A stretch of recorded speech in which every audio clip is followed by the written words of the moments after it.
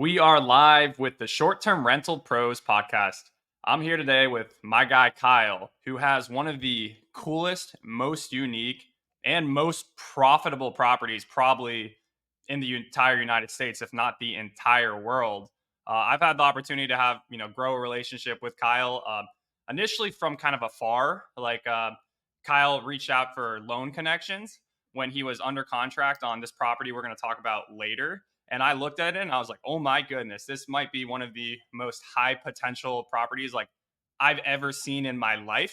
But I was like, I really hope that he knows what he's doing, because if he doesn't, this might go very wrong or it has potential to go very right. And I'm happy to say that Kyle absolutely knocked it out of the freaking park. We're going to go into, that property. He also has other properties in his portfolio, like the one he's sitting in right now. So this is going to be a super fun episode. You guys are going to want to stay tuned because, we're going to go over Kyle's plan in the future and talk about like really specific, tangible action steps that we're taking in order, to make sure that he's growing his portfolio as efficiently and profitably as possible. So Kyle, thank you so much for coming today. Yeah, thanks for having me, Jeremy. Excited to be here. So first of all, Kyle, tell everybody, where are you from, and also where are you currently? Yeah, I'm from Chicago, and I'm currently in the Smoky Mountains in Sevierville, that are property up in the Smokies. Gotcha. And how did you get into, what do you do for a living, and how'd you get into the short term rental game? Yeah, so bulk of my career, spent the last 10 years or so working for CPG companies, so food and beverage companies like Coke, Nestle, Twinings, and most recently, I work at a consumer behavior market research company. I sell software, and yeah, I got into real estate a few years ago, just looking to invest and make our money work a little bit harder for us when we're not paying attention to it. And got into some LTRs, and through research started getting into some short-term rentals. The property I'm sitting in here in the Sevierville in the Smokies is our first short-term rental. And yeah, thanks for speaking a little bit to our newest property, but super excited for our barn house that we just got up and running in west of Madison in Wisconsin. It's been a whirlwind getting it up and running, but I'm super excited to scale and work with you on getting to the next level that we want to get to. And let's just lay. So the cabin you're in currently, I don't want to say it's like a classic cabin, but it's unique in the sense that it is a cabin. However, the barn you have is just unique, and it makes the word unique is an understatement in my opinion. Just kind of explain. I want to go into kind of what was the like thoughts behind that property. How did it come to be, and what was like going through your head when you saw it? Like what was the potential you saw, and kind of like why? Like why did you think that? Yeah. Yeah, great question. So the plan was about a year ago was to enter markets in the Midwest that I, obviously identify as void markets, where for large group stays, accommodations of 20 plus folks, you know, in certain zip codes where there's just only one or two options. And, avid listener to the podcast here. So, obviously all the free knowledge that you guys share on this pod definitely helped with some of the strategies that we implemented, especially, going into markets with little data, right? It's like the cabin I'm in here in the Smokies. It's like your quintessential Smoky Mountain cabin. We got, 4 beds, 5 baths, and, I'm competing with 10,000 other cabins here. Like the market is saturated. It's a real thing, especially in markets like the Smokies and Gatlinburg. But, you know, pivoting a little bit and, redefining our strategy was, kind of looking for, I guess, you call them flyover states, just Midwestern markets that are close to a major metro within a 1 hour drive, and, can sleep 20 plus guests and just have absolutely dominant amenities to the comp set. You know, any one of our competitors, they have like hot tubs and fire pits, but it's like the 9-hole mini golf course and slide off the deck, and the in-ground indoor pool and things like that. We made sure we're in place to this property that we found. It was like an 1800s old dairy barn, and the old owner, did an awesome job renovating it and kind of bringing it back to life. But they just really used it for personal use. They never used it as a rental or anything.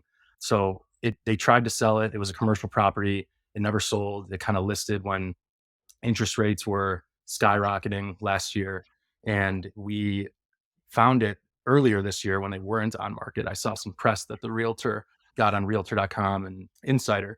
So, naturally, I saw the potential immediately. Just found the white pages, started typed in the address, found the owner's name, and just called up every number until I found the owner. And was out there later that day and had a handshake deal before he left the property, and that was it. Also, awesome bonus too. It comes with a duplex that we haven't gotten up and running yet either. That we haven't even talked about. So it could be an STR or potential shop or lease to a business, corporate lease. So haven't figured that part out yet because it's been a ton of work getting the barn house up and running. But yeah, we've been listed on Airbnb for about 3 months, and we've had a few viral posts on Instagram kind of take off. We've had over 3 million views, and every weekend's been booked through October next year. And I think we're sitting around 70 to 75% occupancy just 3 months after listing. So the initial excitement out the gates has been strong, and we're looking to scale and kind of get to 2, 3, 4, 5, 10 barn houses here in the next year or so. So tell me about the numbers on this particular deal. And actually, yeah, you didn't even mention to me that because I honestly thought that the duplex was like in your listing. So this property, it's unique in the sense where it's like two separate. Actually, it's like what, three separate buildings technically, right? Technically, yeah, there's the 6,300 square foot barn house, which accommodates 20 sleeping. The first floor has the 9-hole mini golf course and arcade. The second level has some bedrooms, the movie theater, the kitchen, and 2 bathrooms. And then if you go up, and the workout room, and then you go up to the third level, we have 2 lofts on each level of the barn house that each sleep 6 guests. We also have the indoor mini basketball court and hoop on the third level as well, with another lounge area with board games. And then there's a fourth level to the barn house. It's kind of like a lookout loft, and there's 2 twin beds up there. So it's technically 4 stories, 6,300 square feet. That's the first building. That's like the actual barn house. Across from that is the what we call the party shed. So no sleeping accommodations in this building, but it's about 2,500 square feet. It has a sauna and in ground lap pool, double size hot tub, and also has our tiki bar, flat screen, ping pong, pool table, darts, cornhole, and it's heated and cooled, so it can be enjoyed through those harsh winters in the Midwest. And then the third building, to your point, is the duplex, which was, it's just kind of vacant right now, but we plan in the spring to kind of get up and running. And like I mentioned, either a corporate lease or LTR, STR. We haven't really figured that part out yet. Got it. Because yeah, when I mean, I've looked at the listing, and I just there's so it just keeps going. So many photos. I assume the duplex was like part of it. I assume that's where the bedroom space is, but now I'm learning that this place has even more dimensions to it than I previously understood. So even regardless of the fact that there's a duplex, like there's another property on the building you can rent out. Just tell me if you could just give the kind of the high level numbers of the deal. And again, keep in mind this is only part of the property. So for the part that you currently have rented out. Yeah, absolutely. So I mean, we got it under contract just under 800,000. It's 775, and because you have commercial loan with a small local bank, obviously it doesn't qualify really for conventional funding through you know some of your traditional lenders, which is why we couldn't work with Huntington and our guy Brian over there, because it Shout has out to be Brian. because of the multiple buildings. It had to be a commercial product. So I went to a couple local banks. Some told me no. A couple told me no. One of them saw the potential, and they work with entrepreneurs and local businesses and a couple different VRBOs already in their portfolio. So got it under contract, commercial loan. We have 272 nights booked since we've listed in the first 3 months. So just broke 300K gross this week, actually. So we're celebrating that with 100 total book. I think we'll finish somewhere around, end of 2024, just looking at projections, somewhere around 80% occupancy, and somewhere between, if you exclude the duplex, we'll finish around 70 to 75% cash on cash return. With the duplex, I'm hoping it gets closer up to that 100% mark. Guys, think about that. We hear everybody talking now. Oh, high interest rates, like high price environment. Kyle is going to get potentially 100% cash on cash return in year one. He went through a commercial bank, got a commercial loan, which the terms are not normally as good as conventional financing. So got a high interest rate loan, but still, due to his sheer, in many ways, like his sheer will, his intelligence, and obviously, his willingness and eagerness to like learn all the best practices there are out there for things like this. He's hitting a home run. He's hitting an absolute home run. And, you think that's good. Kyle's not stopping there by any means. He's under contract on another potential home run property. We'll get into that one in a minute, but what I want to do is just kind of break down like things you just said, because every folk listening, like when I'm doing this pod, I'm just trying to think what are the most like specific, tangible ways to to succeed in this game. So breaking down, just digesting a couple things that Kyle said. One was like the local commercial bank. He called up a bunch of banks. He didn't just like call one bank, get the no, and be done with it. How many? I mean, if you were gonna estimate, how many banks did you reach out to? 6. Six. So he had six different conversations with banks. He didn't settle for one no and say, "Oh, it looks like this isn't going to work." He really put himself out there. Two, he saw this property, he got in his car and he drove out there. He made it happen. And I want to put a parallel like Matt, in our mastermind. We talk about home runs in 2023. People, make excuses. I'm personally closing on a house Friday, so I'm not. Uh, but he got a Midwest lake house for 170 grand. And this house looks incredible. It's like a 5-bedroom lake house, like 2 hours from Chicago. We think honestly it could gross like 90 and be another 100% cash on cash, maybe even more cash on cash situation. So but the thing that both what you did, what Kyle did, and that Matt did is they got in their damn car and they went and they met the owner and they made it happen. And just talk about that, talk about the meeting the owner and like kind of building a relationship directly with them, and how that may have helped you get better deal terms. Yeah, 100%. I mean, you're able to do an off market deal with no realtors. So, not to bash any realtors right now, but, and shout out to all the realtors I work with. But, we were able to, obviously negotiate a lower price, not paying that 6% fee and flexible on, the terms and the close date and all that. And he's actually still my neighbor. He lives a few doors down. So, it's great to have a local guy who not only renovated the place, but knows a ton about the area and was able to kind of help with introductions to the team that I hired out there.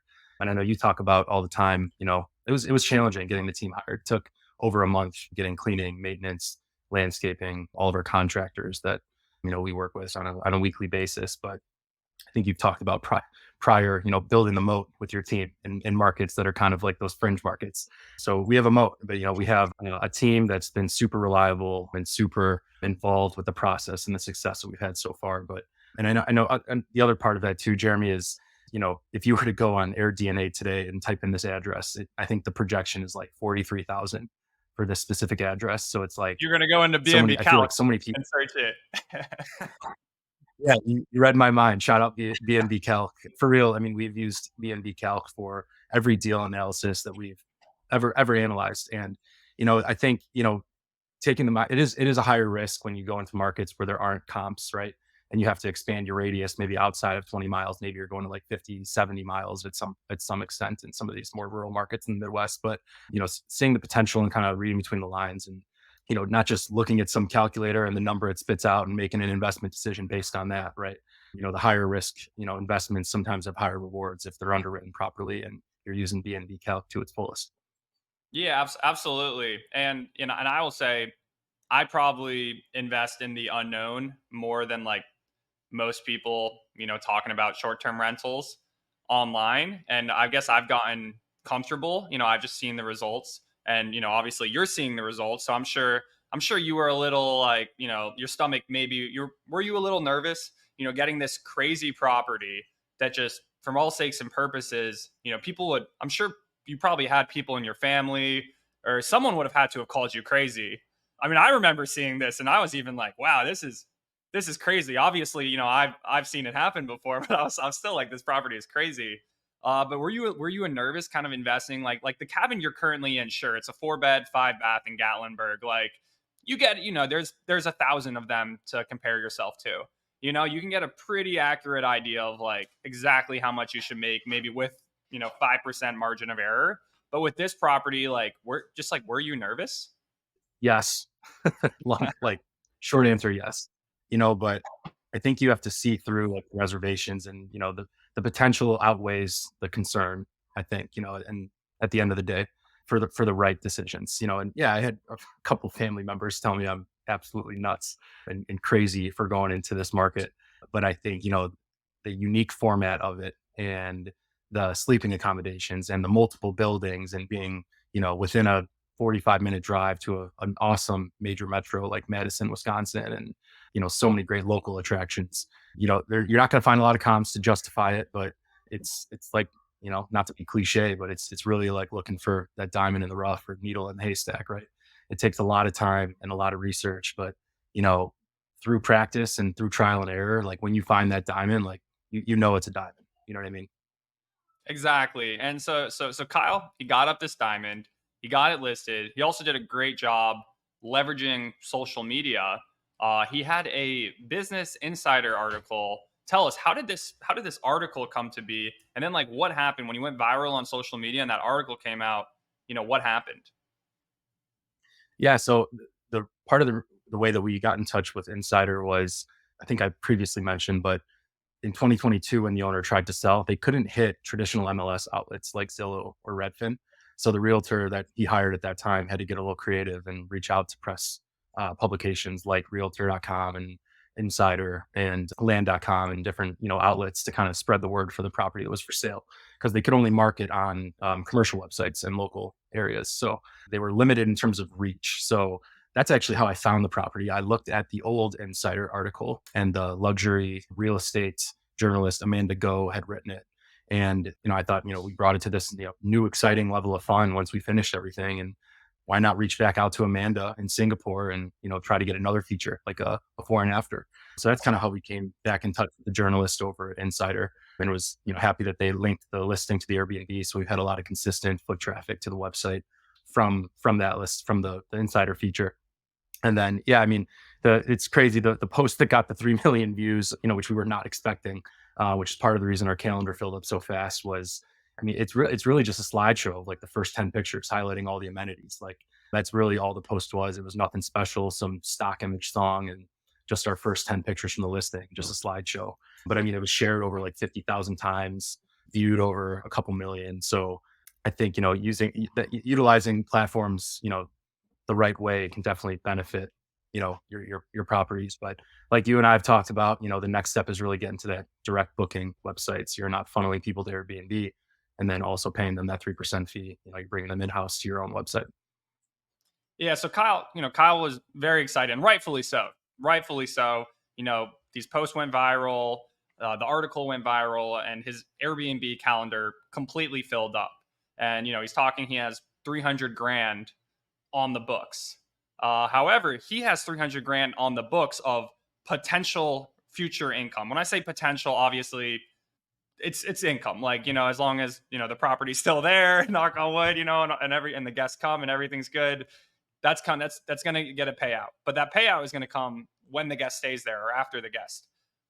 Who has that money? Who has that money in the interim?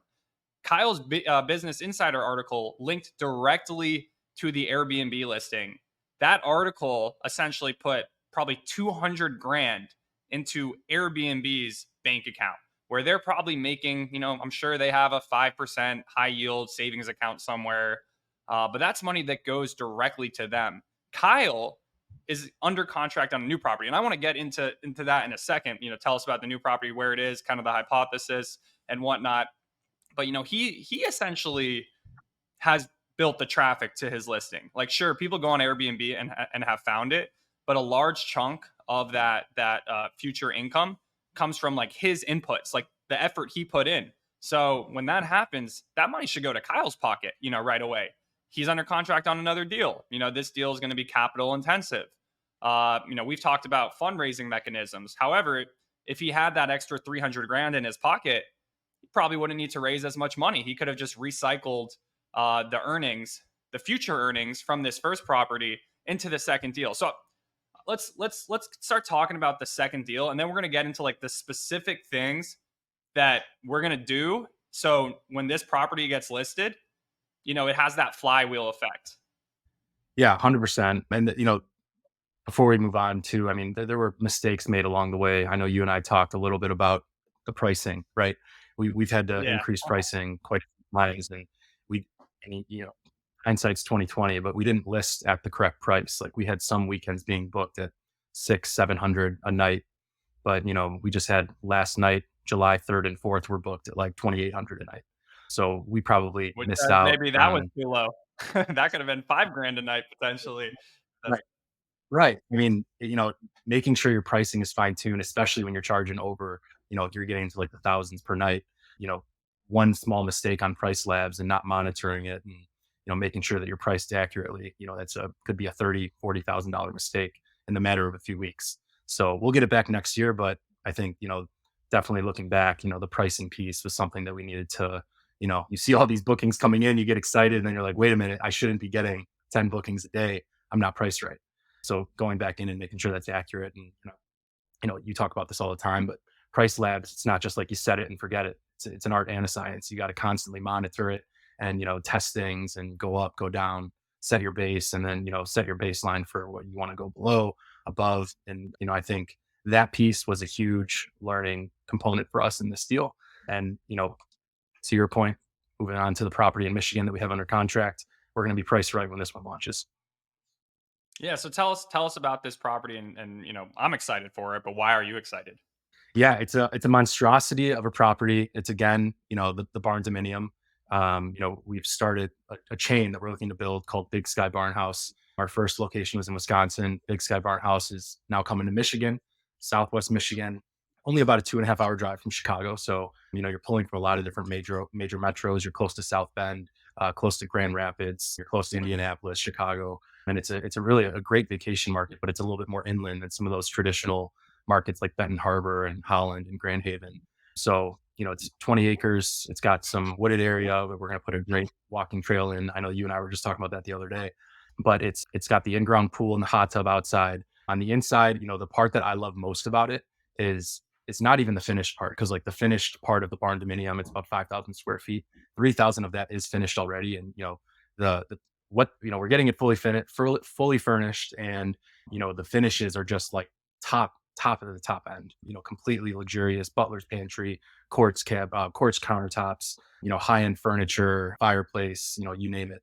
But the part that I'm most excited about is, what I call the blank canvas. It's got a 2,000 square foot unfinished garage, where that's where we're going to make, the most impact in that space. So we're putting up, a few murals, we're putting in a golf simulator, we're putting in an arcade. There's a 12 to 16 person sleeping loft above the garage. There's gonna be a rock climbing wall, an indoor pickleball court, an indoor half court basketball court, which our graffiti artist actually just upsold me. We're gonna be doing a graffiti court for both of those on the inside as well. And then a few mini golf courses. And then obviously the signature Big Sky Barnhouse slide coming down from the arcade down to the mini golf and pickleball court area. So it's gonna be amazing. And we're super excited for it. It's gonna take about the month of January to get it up and running, but we got our contractors locked and loaded and we're ready to close at the end of the year. Gotcha. So even in this, and I want to go back to one of your earlier points, talking about that the moat.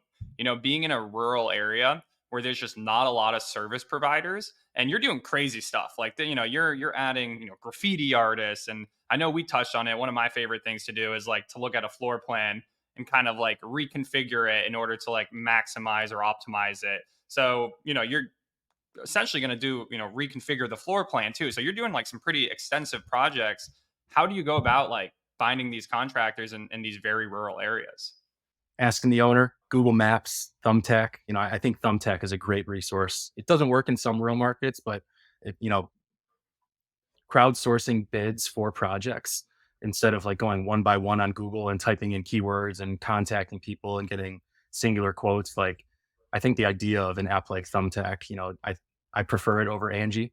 But I mean, that's definitely one of the main tools we use to interview and hire out our teams that are going to be in place.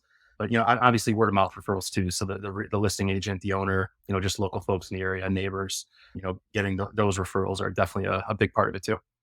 So and something that you're doing a great, getting in the car, going there, talking to people, talking to the neighbors, talking to the owners, telling them what your plan is, seeing, hey, do you have folk who can help? And really, you're probably gonna be like you might even be a percent of two of this like county's like tourism, honestly probably even maybe even more than that. So like you're gonna really help that local economy. So I think you're doing a good job of like getting people, like you said, the old owner of the property, like getting folk to kind of like buy in and to what you're doing, and help you out and see it as in their best interest, and building rapport on a local level. Second moat we're going to talk about is that custom branding aspect. Big Sky Barnhouse, it's currently one property, but it'll be more than one. So folk who stayed at Big Sky Barnhouse in Wisconsin who love the experience but go, oh no, we wanted next July 4th, but looks like it's booked. Do you have another property?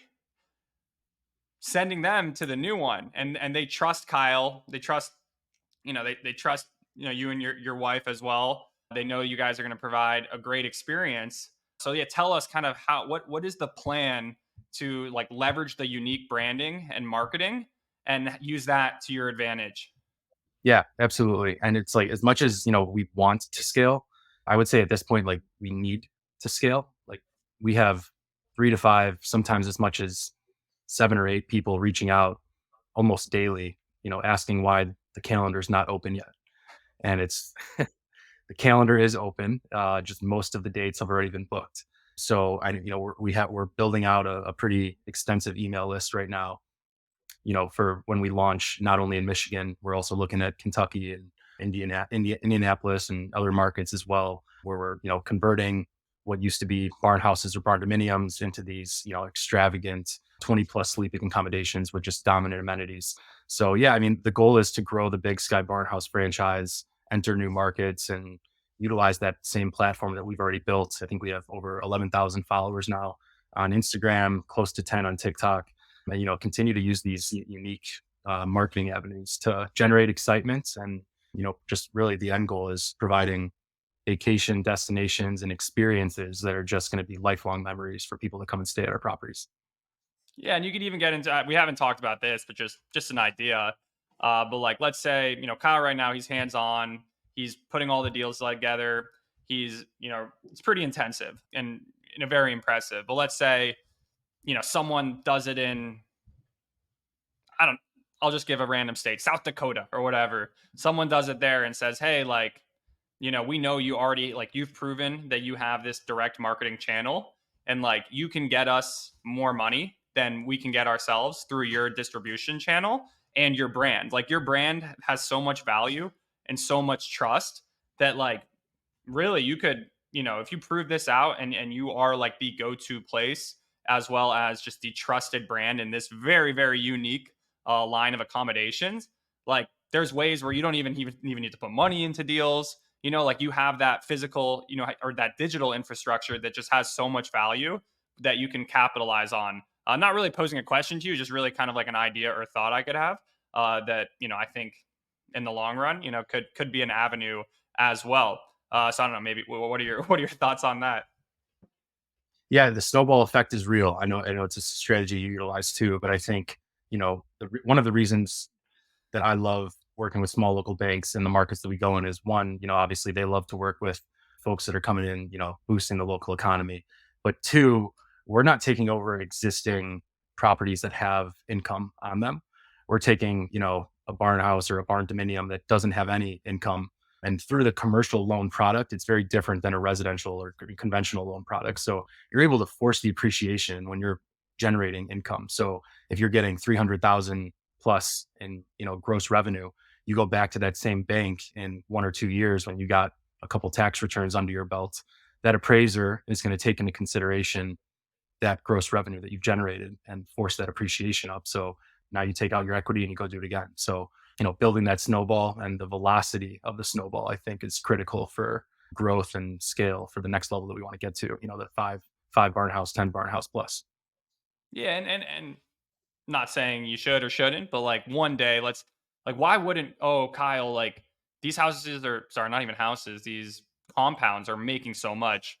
Why wouldn't an institution come in and like do the same thing? Well, guys, like it's a lot of work to do one of them, and it's not worth it. Even though Kyle's like property he got for, under a million, and it's pulling in, 300K, I think we'll come up with some goals and KPIs for next year, but potentially for maybe pushing closer to the 500. I mean, we'll see.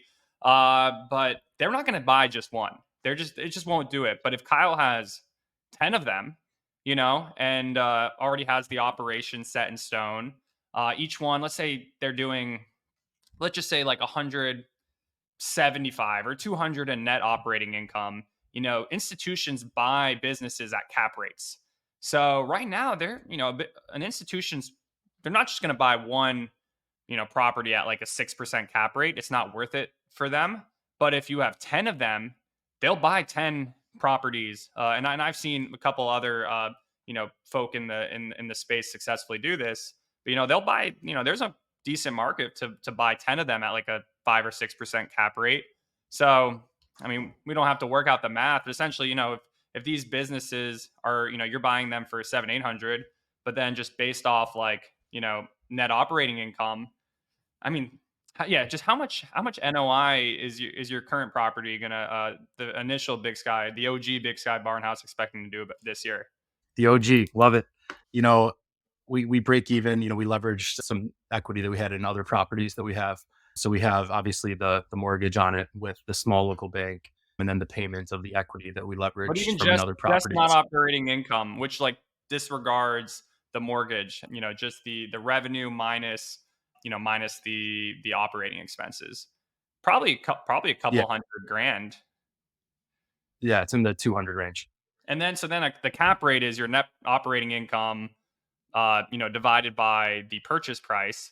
So a 5% cap rate at 200 grand of NOI, that's $10 million right there. Like, so you could, really make the argument that you just created a $10 million business, you know, which is absolutely insane to think of. But frankly, that is how real estate, investors, especially like those who do commercial and, multifamily and whatnot. So yeah, sure, maybe a business wouldn't be want to buy, or an institution wouldn't want to buy one of them. However, if you can sell 10 of them and you have like unique branding, you have that, and let's say you're able to copy and paste what you did, multiply it by 10. I mean, that's $100 million valued business there, which again, that's absolutely insane to think of. But is my math wrong? I don't want to butcher this math. Maybe not 100. All right. Sorry. Let's backtrack. I like to be accurate with my numbers. If it's 200 grand of NOI, what is, and multiply that by 20. Sorry, 20, because it would be 5% cap rate. That's a $4 million business. Ignore what I just said. I'm going in circles here, but essentially, you have a very valuable business, and you've been able to force, potentially like 400% appreciation in your asset value in 1 year. So first of all, kudos to that. But second of all, yeah, how do you think like long term in terms of like the opportunity there and upside? Yeah, absolutely. And I think, you nailed it on the head. I think, getting to, once we have Michigan up and running, identifying the right markets, you want to scale and you want to grow, but you don't want to do it too fast. So, I mean, the analysis piece and leveraging that deep data, just way more levels beneath what calculators are going to spit out to you when you type in an address. Like really getting down and using other methods to really understand, what the opportunity is and what the right market is to enter. I think, once we have that fine-tuned list, then you can go in hyper growth mode and, focus on scaling because you already know that the market and the property makes sense. But that, that is the goal, is to grow the Big Sky Barn House name and keep the same 20 plus accommodations, and fly over states close to major metro hubs. Absolutely. So for this next property, I know we talked about earlier, your article came out, you got excited, you in hindsight were like, my pricing is too low. What's the plan for listing and posting this next property? Great question. Still being fine tuned at the moment. And, I think, making sure that this property is going to be similar in the sense of space and type of amenities and proximity to, what you can do in the area. But I think, making sure that we learn from our mistakes that we made from, being optimized to the full extent from pricing with this one. So utilizing price labs. And I know we've talked about this, not just getting into price labs and setting it and forgetting it, making sure that you're in there and you're manipulating those prices and making sure that you're at the right price point so that you're not making that $30,000 mistake on the next property. So, really being in tune with your pricing, I think is a key strategy that, I think we're all learning about. But I think, leveraging, your knowledge and working with you and your team, has been, hugely monumental in that realm for sure. And I think, there's a ton of data sources out there that you can utilize, whether it's Rabu or Awning or AirDNA or STR Insights, but for specific deal analyses, I'm going to do another BNBCalc shout out here is, it's the main metric system to underwrite properties. And I like to run performance three ways: a good, better, best. So even though you confidently feel it's going to do X, you're, doing one below that and then two levels below that, and then you're giving yourself that delta to make sure if you do have a mistake that it's still going to work. And the interest rates are irrelevant, and it's like everyone gets scared about the interest rates, and it's like if there's one asset class that can combat interest rates during this time and day and age, it's short-term rentals.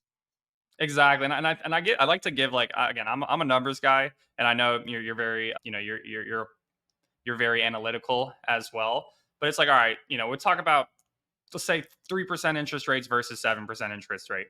All right, I might have a mortgage on a property that if it was 3%, it'd be $2,000 a month. At 7%, my mortgage is, 3,800 or 4,000. I think probably, yeah, 4,000 a month, whatever. But the property's making 12. If the property's making 12 or making 11, it's all right. Your 7 grand a month of profit is now like 5,200 a month. Like, you're still profiting very well. For you, I mean, that 800 grand house, I mean, do you mind sharing kind of like what your monthly mortgage payment is? Kind of like what your interest rate is? Yeah, we locked in with the small local bank. I think it was 7.25 with principal interest. We don't escrow with the small local banks, so taxes and insurance are separate. But principal and interest, it's around 4,500 a month.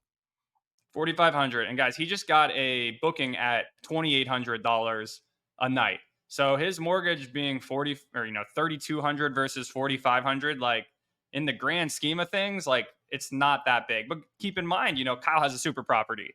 Like, he has a property that nothing else in, a multi-100 mile radius really compares to. And like, I personally at this point am growing, a portfolio of, what I would consider super properties. Not the same exact, concept as Kyle being these massive barndominiums, but houses that can sleep 20 people, where you're going to have four families coming together. And I also want to go into, and just another thing I hear a lot of, like, why is someone going to pay $2,800 a night to stay at your barn? Why would they possibly do that? Well, guys, Kyle's property can house grandma, grandpa, their three kids, and their three kids. So they can have nine grandchildren, six children, and grandma, the patriarch, matriarch, staying under one home. Let's say they were going to have a family reunion in Chicago in the middle of the summer. They would have to get, what, 8 to 10 hotel rooms or something. So that would be, in the middle of Chicago, you're probably paying what, $400 or $500 a night for a hotel room. So they're paying 4 or 5 G's a night just on accommodations. Anyways, also you got to pay for activities. What are you going to do in the middle of Chicago? You're probably going to go, to lunch, go to dinner. I don't know, catch a Cubs game. Like, you're going to be paying thousands of dollars a day just in activities too. So Kyle has it all bundled for you. You can go to his property. You've got the pool, hot tub, mini golf, probably 20 other amenities that we could just list off, and you're getting great value. You're going to leave there and be like, wow, that was a high value vacation. Like, that was a steal. Like that, like people who have stayed with you. Like, I know you probably, Kyle initially listed and was like $600 a night, like $700. Wow, like, this is crazy. Like, that might be too much. Like, I feel uncomfortable charging. Meanwhile, the people who stayed at $600, $700, they were like, wow, this was a steal. We just like you guys. So I like that you're kind of, your mind has switched or adjusted, and you understand like the value that you are creating for these guests. So let's just get into it. So this next property, you're going to list it, you're going to have your direct booking channel built out, and when you're going to leverage. So right now, what are you doing? You said you have 7 or 8 people reaching out a day. You're getting emails, but like, why are you getting emails? Like, why is that important? And what are you going to do with those emails? Yeah, so it'll be basically before we launch to the public and post all over social media and start our new marketing campaigns for the doors opening in Michigan. The email list is kind of like the first look, right? So everyone that gives us, the email to stay updated with the Michigan grand opening, they're going to have first access to the calendar and the dates that they want, and they'll have a small discount for doing so. So, and that list is growing by the day, and we're excited to get it up and running, and provide accommodations for the people that would love to attend, the Wisconsin property in the middle of summer, but those dates have been booked already. So a lot of our guests are coming from Chicago, so it's just 2.5 hours east instead of 2.5 hours northwest. So a lot of the same draw and the same people are coming from both directions outside of Chicago. And you mentioned this a little bit already, Jeremy, but you nailed it. I mean, our target market is that 3 generational stay is what I call it. So you have the grandparents, and then you have the kids and the kids' kids, and sometimes you have aunts and uncles, or cousins or friends coming. But really, the grandparents, parents, and the kids, that's who we've designed our properties for. I'd say 75% of our guests are that market.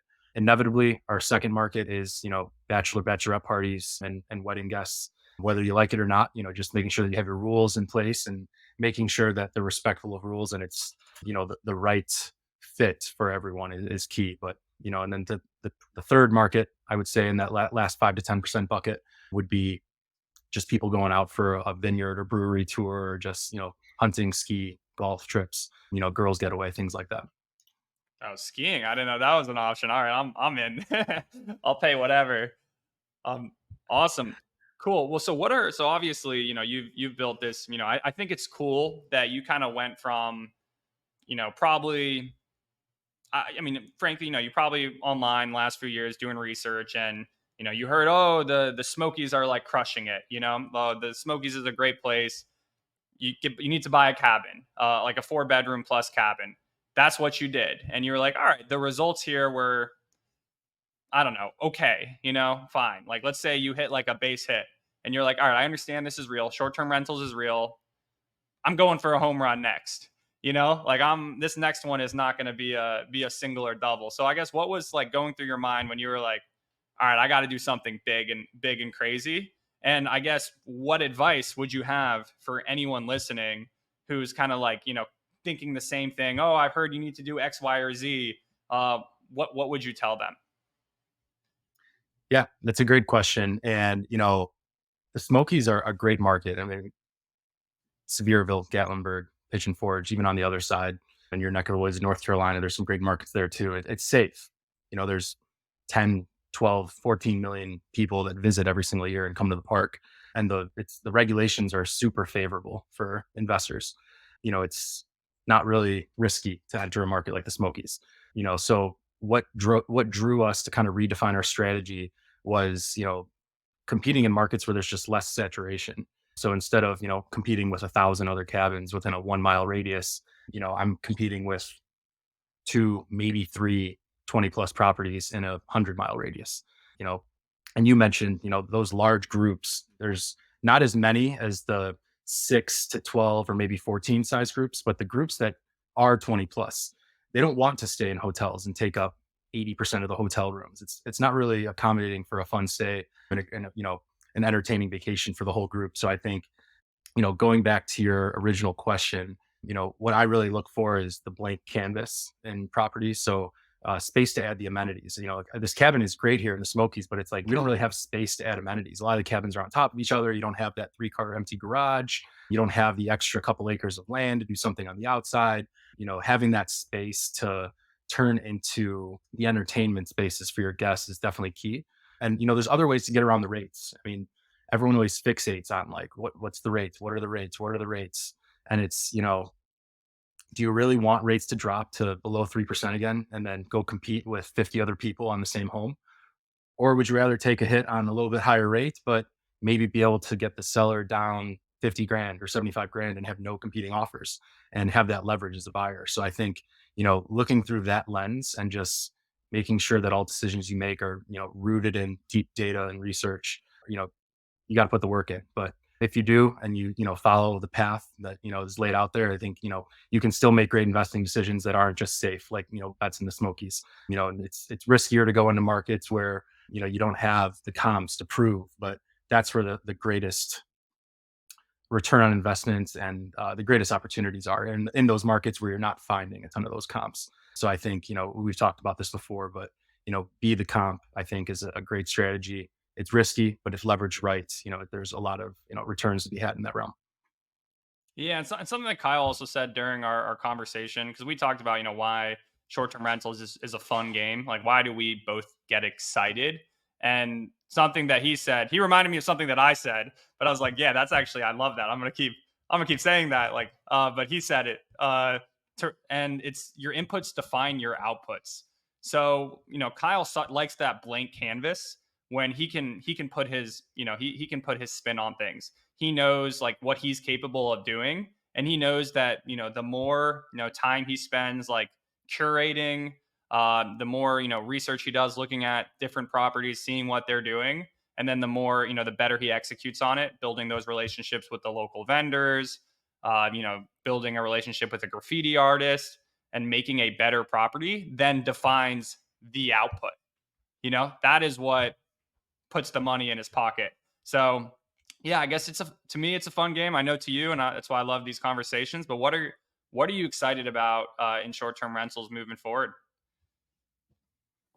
And yeah, just to touch on that too. I mean, if you or I were to both, put money into Berkshire Hathaway stock today and wait 10 years and we both took it out on the same day 10 years from now, we're gonna have the same exact identical returns on that same stock. But if R.I.P. Jeremy were Rest in peace. What's his name? Munger.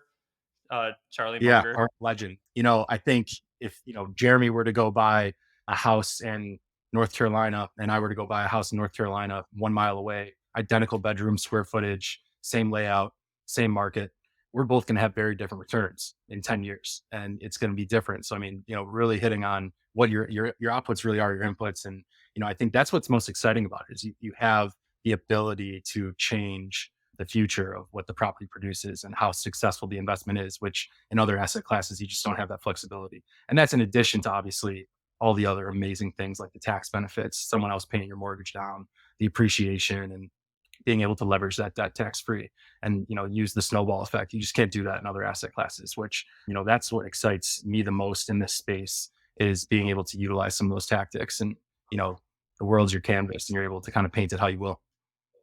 Awesome. Well, Kyle, it's been so great having you. We're gonna have Kyle back, and I say this kind of to hold ourselves, both of us, accountable. But Kyle's gonna launch his next property. When he does, I remember he got all excited when the articles came out. His social media posts got viral, and his 70% occupancy for the next year. Which I was like, oh, I've been there. Not I haven't had a business insider post, but I've had like a calendar fill up too quickly in advance.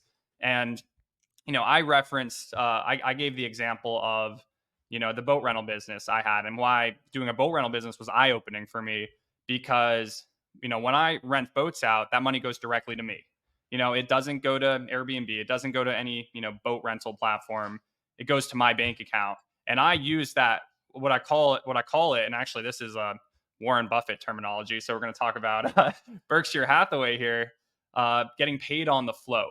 But essentially, when you are the platform, you get paid directly. So insurance companies the reason why Warren Buffett loves to buy insurance companies is because think about it, like in insurance, you get paid, you get fronted the money, and then if something happens years down the line, you then owe the client. So that's what Kyle is going to do. He's becoming the platform. He's going to get paid on the float. So that's just something I want to hold you accountable for. So next time we have Kyle back on. He's going to have launched the Michigan property. He's going to have posted it. Hey, and if you guys, first of all, anybody listening, Kyle, how can they get on your email list? Yeah, find us on Instagram or TikTok. It's just at Big Sky Barnhouse, and the link to the email list is right on that page in the coming soon tab. Exactly. So we're going to have Kyle back once that happens, once the property gets posted, and just to kind of see what the result of kind of this, again, your inputs define your outputs. So the work we're putting in today, we're actually, as soon as we hop off this, we're going to kind of hop on and continue our war map session, which just for some context, the war map is, for folk I work with, like Kyle, as part of our mastermind. What we do is we have a session at the beginning. Kyle have already talked several times, but this is kind of like the formal session where we just come up with like a very, very concrete plan with specific action items.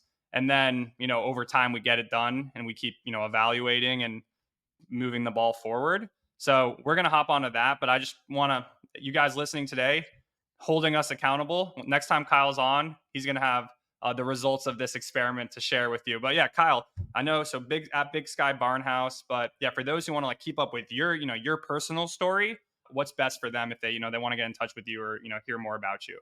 Yeah, absolutely. Definitely accept, any outreach through, you can just send it to our company email address. It's just jackkleineproperties@yahoo.com. Beautiful, beautiful, awesome. Well, yeah, and what the last thing I like to end off with? What is your pro tip for anybody listening? Pro tip. I don't know if I have any, but I would say off the top of my head, just focus on the separators. Keep it clean and simple. Focus on the separators. Once you're looking at your comp set and you're finding who your competitors are and where else your guests are considering, you know, look at every single picture and every single description of every single comp, put it in a spreadsheet, memorize it, study it, and then focus on the separators. What can you do to separate yourself from that comp set? Beat the competition, guys. Study, obsess. I'm going to paraphrase: obsess over the competition in order to beat them. Kyle, man, absolute pleasure having you. Thank you so much for coming today. Yeah. Thanks for having me, Jeremy.